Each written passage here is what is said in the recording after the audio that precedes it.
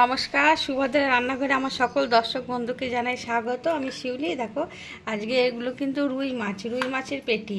তো বাড়িতে বায়না করেছে বর মশাই, মানে আমার হাজব্যান্ড। তো বলে কি এখন ফিশ, বাটার ফিশ খাবে। হ্যাঁ, তো ফিশ ফ্রাই আর কি। তো আমি এখন আমার কাছে তো ইয়ে নেই, তোমার ভেটকি মাছ নেই। তো কি করব, বৃষ্টি পড়ছে, তাহলে বৃষ্টির দিনে একটু কিছু ভাজাভুজি। যার জন্য আমি কি করলাম বলো, রুই মাছগুলোকে পেটিগুলোকে নিজেই বাড়িতে কাটলাম।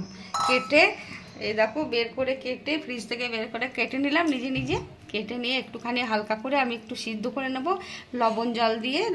মানে কড়াতে জল দিয়ে দিয়েছি, আর জলটা ফুটবে, 1 ফুট হবে।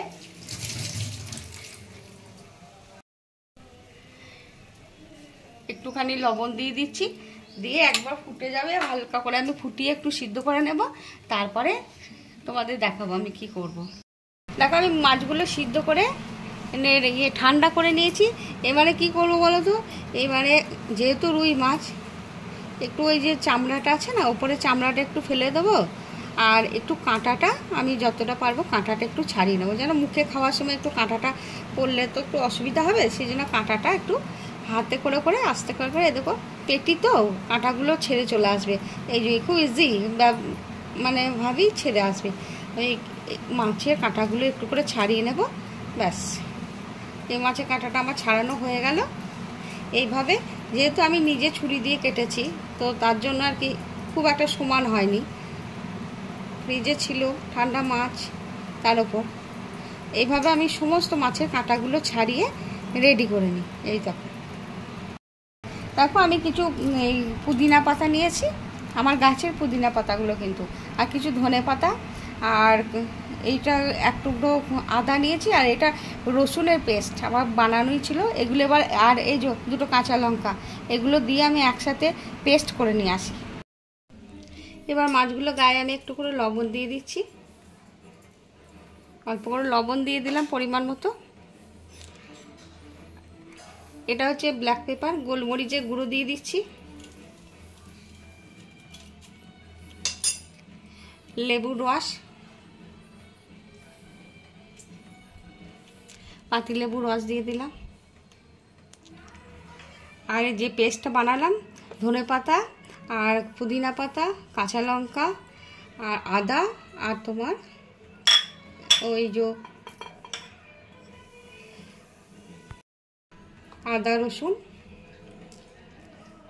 এগুলো আমি ভালো করে মেখে মাছটা আমি মিনিট 15-20 রেস্টে রেখে দেব। তারপর আমি এগুলোকে কিভাবে ভাজবো তোমাদের সাথে তখন আবার শেয়ার করব। আমি এবারে ব্যাটারটা রেডি করে নিচ্ছি।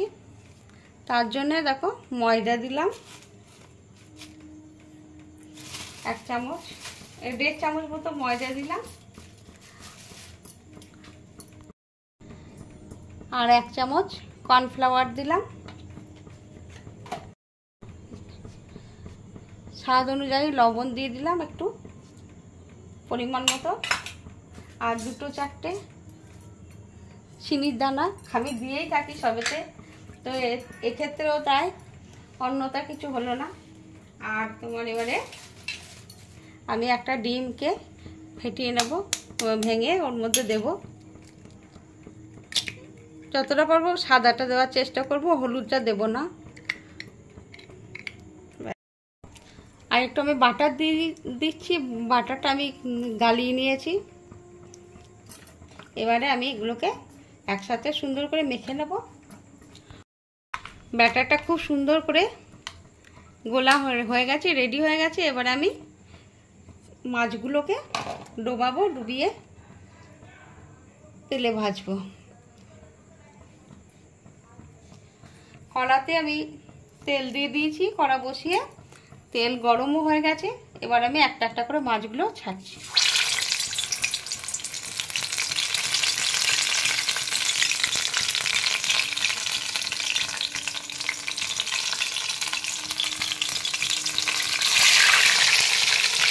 এগুলো ভাজা হয়ে গেছে, এগুলো আমি এবার তুলে নিচ্ছি। ব্রাউন করে লাল লাল করে ভাজা হয়ে গেছে।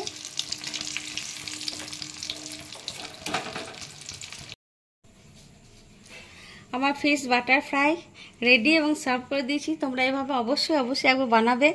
রুই মাছের ফ্রাই, বাটার ফ্রাই, তা বানিয়ে খাবে, খেয়ে আমাকে কমেন্ট করে জানাবে। অসম্ভব সুন্দর হয়েছে খেতে, একবার না খেলে বুঝতে পারবে না। আর খেয়ে আমাকে জানাবে তোমাদের কেমন লেগেছে। আর তোমরা সবাই ভালো থাকবে, সুস্থ থাকবে, তোমাদেরকে জানাই সকলকে অসংখ্য ধন্যবাদ, অনেক ভালোবাসা, নমস্কার। দাঁড়াও, তোমাদের আমি একটা ভেঙে দেখাচ্ছি। এই দেখো, কি গরম, ঠিক আছে। এইভাবে অবশ্যই বানাবে, দিয়ে খাবে, দিয়ে আমাকে জানাবে। আর তাহলে তোমরা সবাই ভালো থাকবে, সুস্থ থাকবে। আজকের মতো তাহলে টাটা।